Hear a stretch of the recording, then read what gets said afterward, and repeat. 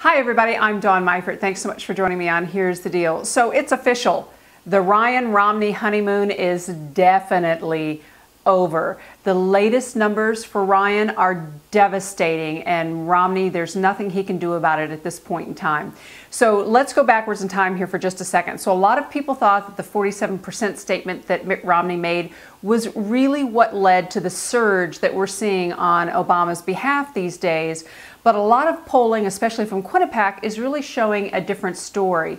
They're showing that the surge for Obama can be directly related to Paul Ryan and the Ryan plan around Medicare. Now remember, Paul Ryan wants to voucherize, basically, Medicare. So he's going to go to senior citizens and say, we're going to give you X amount of money, here's your voucher, you're on your own, go out there, find your own medical insurance, which I'm not even 50 yet, and finding my own medical insurance is very, very tricky. Imagine if you're 72 and you've had diabetes and maybe you've battled lung cancer.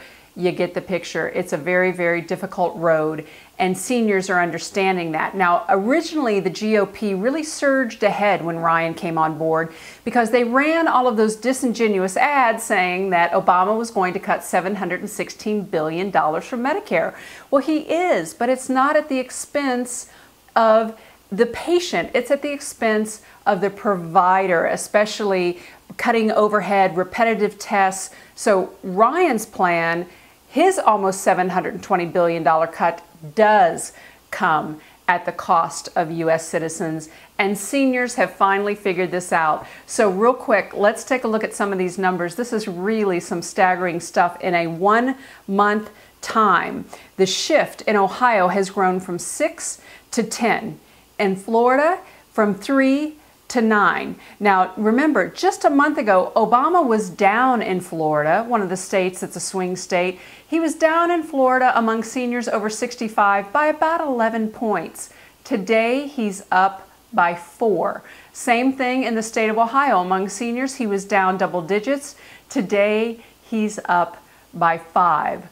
So at this moment in time, I would imagine that internally, the Romney campaign is trying to do the very same thing that the McCain campaign ended up doing with Sarah Palin. Keep them quiet and contained and keep them from being in front of the camera. It's Mitt's only hope at this point in time. Thanks so much for joining me. I'm Dawn Meifert, and this has been Here's the Deal.